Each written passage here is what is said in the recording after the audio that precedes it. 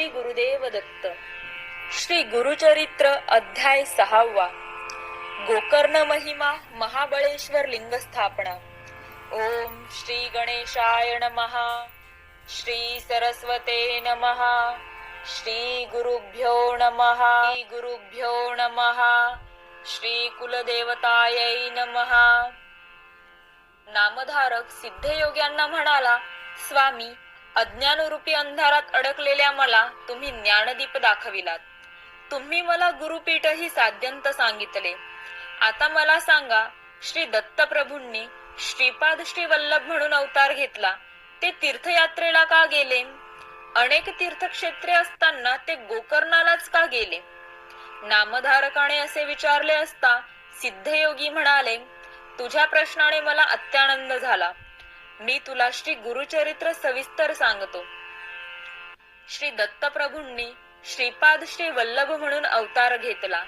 त्यांनी भक्तजनांचा उद्धार करण्यासाठी व त्यांना परमार्थाची आत्मज्ञानाची दीक्षा देण्यासाठीच वेळोवेळी तीर्थयात्रा केली. या भूमीवर अनेक तीर्थक्षेत्रे आहेत, पण या सर्व तीर्थक्षेत्रात गोकर्ण क्षेत्राचे महात्म्य फारच मोठे आहे. तेथे महाबळेश्वर नावाचे स्वयंभू शिवलिंग आहे. त्या लिंगाची स्थापना गणेशाने केली आहे. ती कथा मोठी अद्भुत आहे. सिद्धयोग्यांनी असे सांगितले असता श्री महाबळेश्वर लिंगाची कथा मला सविस्तर सांगा, अशी नामधारकाने विनंती केली असता सिद्धयोग्यांनी कथा सांगण्यास सुरुवात केली. पुलत्स्य नावाचे एक ब्राह्मण ऋषी होते. त्यांच्या पत्नीचे नाव कैकसी. ती भगवान शंकरांची एकनिष्ठ उपासक होती. ती नित्य शिवलिंगाची पूजा केल्याशिवाय अन्न घेत नसे. एके दिवशी तिला पूजेसाठी शिवलिंग मिळाले नाही. त्यामुळे व्रतभंग होऊ नये म्हणून तिने मातीचे शिवलिंग तयार करून त्याची भक्तिभावाने पूजा सुरू केली. याच वेळी तिचा पुत्र दशानन रावण तिला वंदन करण्यासाठी तेथे आला होता. तो अत्यंत क्रूर होता, तरी मोठा शिवभक्त होता. आपली आई मातीच्या शिवलिंगाची पूजा करीत आहे हे पाहून त्याला मोठे आश्चर्य वाटले.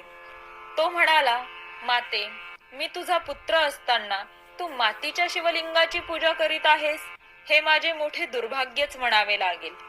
आणि या असल्या शिवलिंगाची पूजा करून काय फळ मिळणार आहे?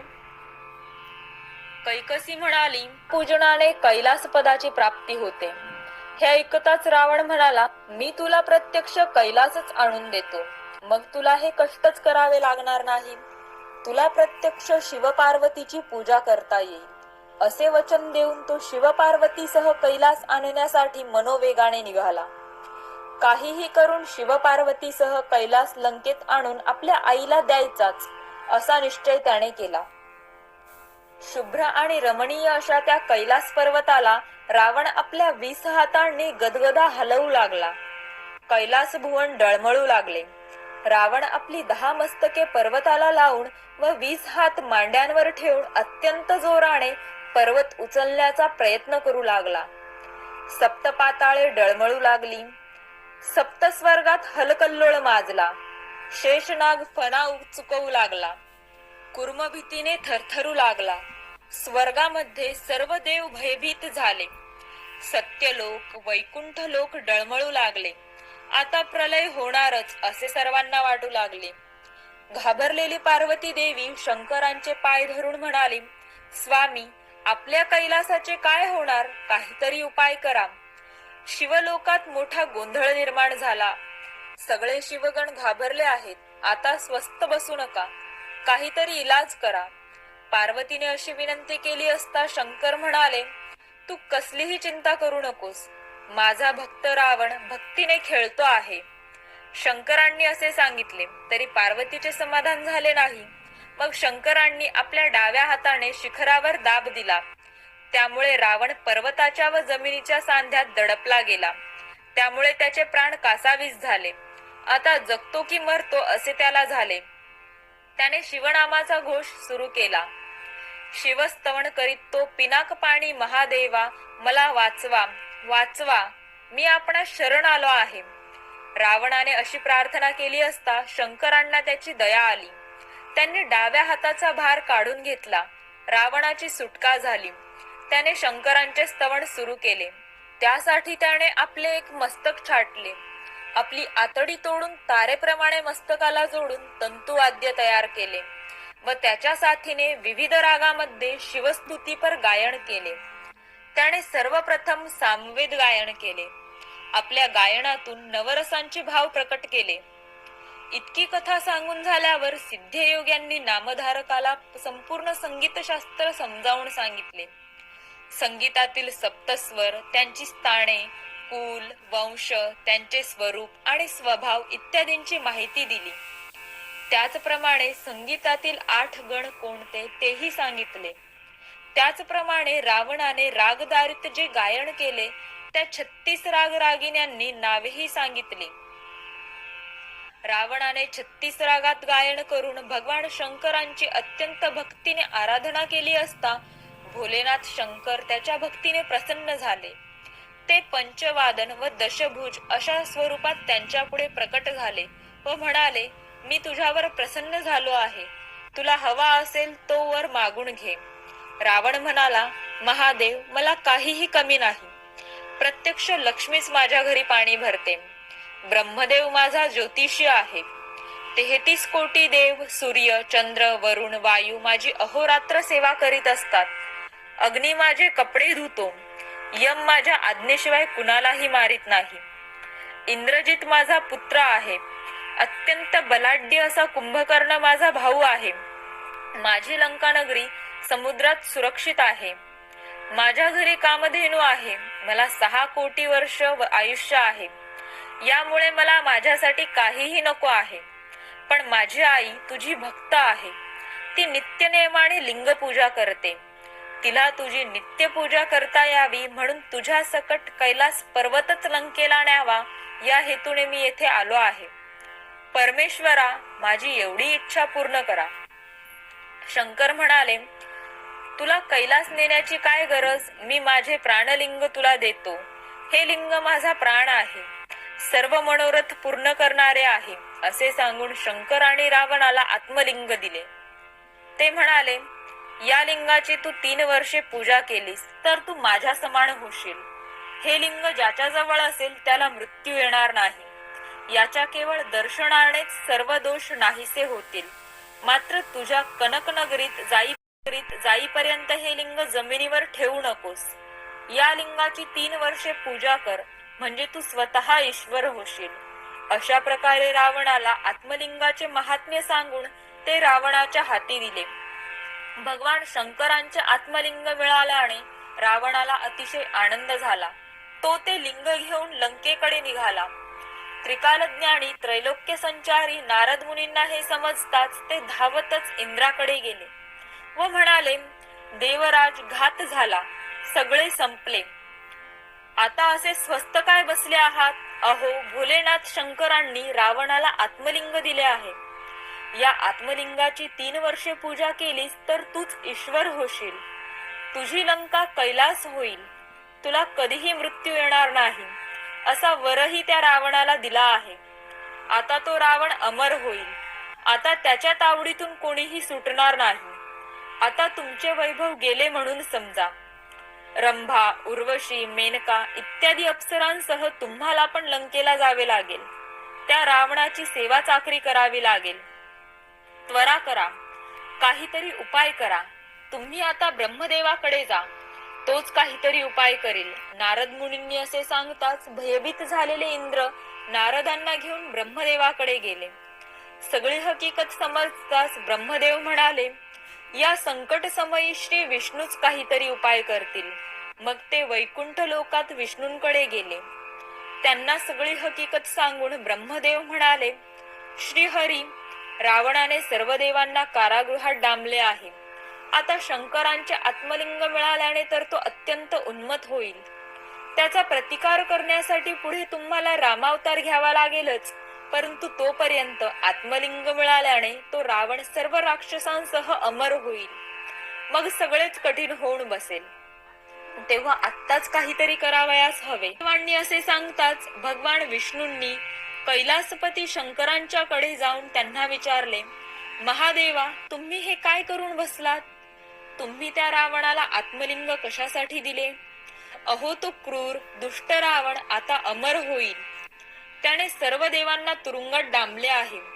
त्याची आता सुटका कशी होणार? आता देवत्व त्याच्याकडे जाईल. तो अवघ्या त्रैलोक्याला नकोसे करून टाकेल. शंकर म्हणाले, श्रीहरी, मी तरी काय करू? मी आहे साधा भोळा शंकर. त्या रावणाची भक्ती पाहून त्याच्या दोषांचा मला विसर पडला. त्या रावणाची भक्ती पाहून त्याने स्वतःचे मस्तक तोडून केलेल्या विनेवर सुस्वर गायन करून माझे जे स्तवन केले, त्याची ती अपार भक्ती पाहून मी संतुष्ट झालो व त्याला माझे आत्मलिंग दिले. त्याने पार्वती मागितली असती तरीही मी त्याला दिली असती. विष्णू म्हणाले, महादेवा, तुम्ही असले वर देता त्यामुळे दैत्य उन्मत्त होतात. ते सर्वांचा छळ करतात. मग त्यांचा नाश करण्यासाठी, संत सज्जनांचे रक्षण करण्यासाठी मला अवतार घ्यावे लागतात. आता झाले ते झाले. आता सांगा, तो रावण आत्मलिंग घेऊन त्याला किती वेळ झाला आहे? शंकर म्हणाले, फार तर 5 घटका झाल्या असतील. अद्याप तो लंकेत गेला नसेल. तो मध्येच कुठेतरी असेल. आता मी त्याला आत्मलिंग जमिनीवर ठेवू नकोस असे बजाविले आहे. शंकरांनी असे सांगताच विष्णूंनी आपले सुदर्शन चक्र सूर्याला झाकण्यासाठी पाठविले. मग ते नारद मुनींना म्हणाले, मुनिवर्य, रावण लंकेकडे निघाला आहे. तुम्ही त्वरा करा, त्याच्याकडे जा व काहीही करून त्याला रोखून धरा. माझे सुदर्शन चक्र सूर्याला झाकून सूर्यास्त झाल्याचा आभास निर्माण करेल. रावण नित्य नियमाने संध्यावंदन करतो, हे तुम्हाला माहीतच आहे. त्याला गाठून त्याला विलंब होईल असा काहीतरी प्रयत्न करा. विष्णूंनी असे सांगितले असता नारद मुनी मनोवेगाने निघाले.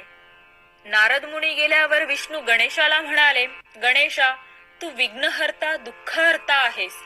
म्हणून तर सर्व देव सुद्धा तुला वंदन करतात. तुला जे वंदन करतात त्यांचे मनोरथ सिद्धीला जातात. परंतु जे लोक तुला वंदन करीत नाहीत, तुझी उपेक्षा करतात, त्यांच्यावर अनेक संकटे येतात. पण रावण तुला मुळीच जुमानत नाही. तो तुझ्या नकळत शंकरांचे आत्मलिंग घेऊन गेला आहे. आता त्या आत्मलिंगामुळे तो अमर होईल व सर्व जगाचा छळ करेल. तो लंकेत जाण्यापूर्वीच त्याला रोखून धरले पाहिजे. ते आत्मलिंग कधीही जमिनीवर ठेवू नकोस असे शंकरांनी त्याला बजाविले आहे. त्याचाच फायदा करून घ्यायचा आहे, जेणेकरून रावण लवकरच लंकेस जाणार नाही. अशी व्यवस्था करण्यासाठी नारदांना मी पुढे पाठविले आहेच. आता तू बालब्रह्मचाराचे रूप धारण करून रावणाकडे जा व त्याचा विश्वास संपादन करून ते आत्मलिंग मिळव व ते जमिनीवर ठेव. असे केल्यास ते लिंग तेथेच कायम राहील. अशा प्रकारे विष्णूंनी गणेशाला पढवून तयार केले. गणेशाने देखील ते मान्य केले. त्यांनी बालब्रह्मचाराचे रूप धारण केले. भगवान विष्णूंनी त्याला शिदोरी म्हणून गुळ खोबरे, साखर लाडू, डाळिंबे इत्यादी पदार्थ दिले. मग गणेश ते पदार्थ खात खात रावणाकडे निघाला.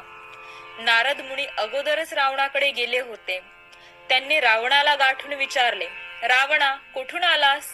रावण म्हणाला, मी कैलासावर गेलो होतो. तेथे मी कठोर तप केले. त्यामुळे प्रसन्न झालेल्या शंकरांनी मला आत्मलिंग दिले आहे. या आत्मलिंगाचे महात्म्य फार मोठे आहे असे त्यांनी सांगितले. नारद मुनी म्हणाले, रावणा, तू खरोखरच मोठा भाग्यवान आहेस. म्हणूनच तुला आत्मलिंग मिळाले. मला त्या लिंगाची बरीच माहिती आहे. मला ते दाखव, म्हणजे ते शंकरांचेच आत्मलिंग आहे अशी माझी खात्री पटेल. नारदांच्या बोलण्यावर रावणाचा विश्वास नव्हता. त्याने ते आत्मलिंग दुरूनच दाखविले. ते लिंग पाहून नारद मुनी म्हणाले, लंकेशा, हेच ते आत्मलिंग. मला त्याचे महात्म्य चांगले माहीत आहे. मी ते तुला सविस्तर सांगतो. तू अगदी शांत बसून मी सांगतो ते लक्षपूर्वक ऐक.